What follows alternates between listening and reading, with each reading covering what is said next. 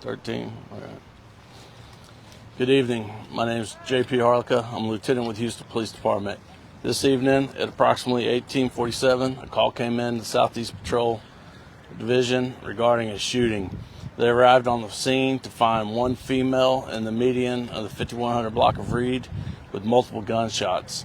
The officers had to fight a crowd to get to her. At that point, they started trying to render aid and start first aid until the Houston Fire Department arrived. They arrived, they treated the victim, and unfortunately ended up pronouncing her deceased here on the scene. At that time, the officers set up the perimeter and started their preliminary investigation. They learned who the shooter was and the vehicle he was driving, which was a black Ford Focus.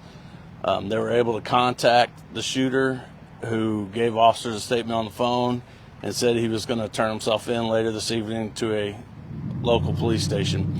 At this time, he has not turned himself in yet, and we're not going to give his information at this time, but we do know who he is, and we're tracking him, and whether he turns himself in or we catch him first, should be in custody here pretty shortly. The victim, at this time, the only thing I know about her was she's a 19-year-old female, and she was out here. There was a bunch of car clubs out here in the area, and there was a large crowd. This was an unsanctioned event. She was standing in the median, participating and having a good time, and the reason why the suspect pulled up and shot her is unknown at this time. How did you guys identify him? So evidently there's witnesses on the scene that both knew the victim and knew the shooter. It is unclear whether the shooter and the victim knew each other. They were able to give officers on the scene the guy's telephone number and his name and his vehicle.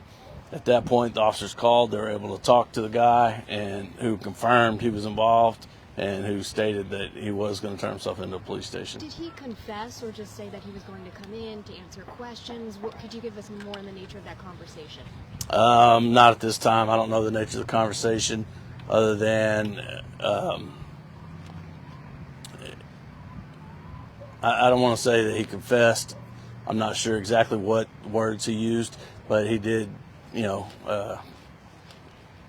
give enough information that led us to believe he was saying he was involved and he was going to turn himself into a station. At this time, I know you can't expand on any potential relationship, but do you have reason to believe that the victim specifically was targeted, or that she could have just been a bystander somebody hit while he was targeting somebody else?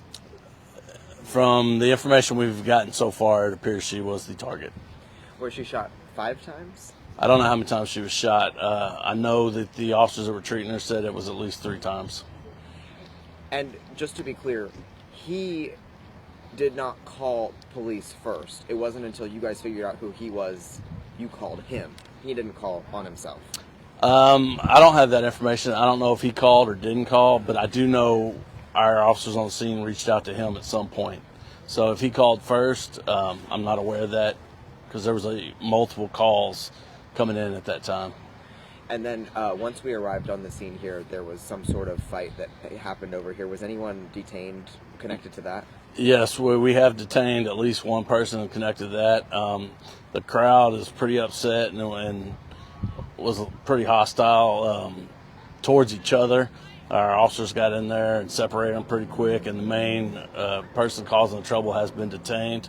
At this time, I don't believe she's going to be charged, but we'll have to see how the rest of the night goes. As long as she calms down and leaves the area like she was told, she should be all right.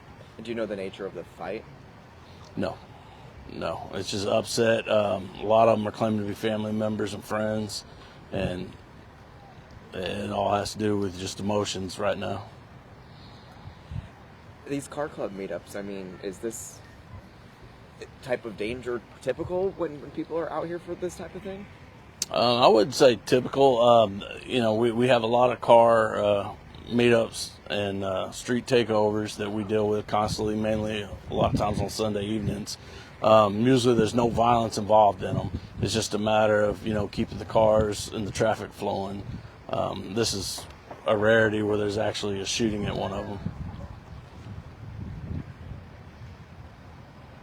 Anything you want? I mean, it looks like there's still a car club meetup going on just a couple minutes away. Is that part of the same car club? Are you guys going to break that up, or is it just...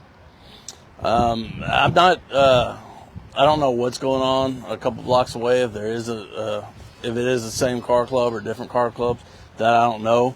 At this point, we will have officers go through there and monitor it. If everything's under control and no streets are being blocked and nothing poses an immediate danger, we're gonna use our resources on this scene to focus on getting justice for this young lady.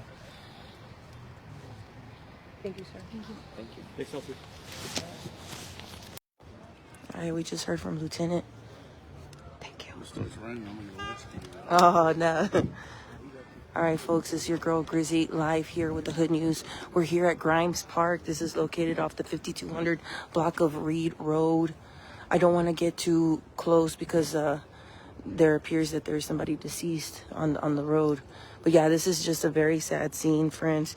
Hopefully that individual does turn themselves in the way they said they would. But, some people aren't brave enough after their actions. They tend to hide. So we'll see what happens.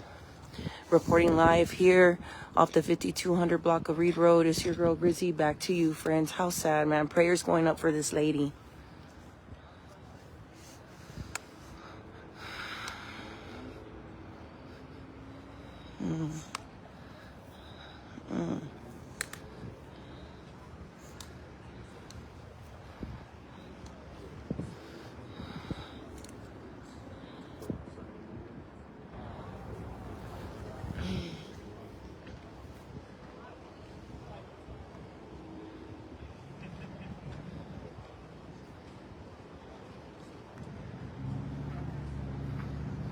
We got our crime scene investigators doing what they do.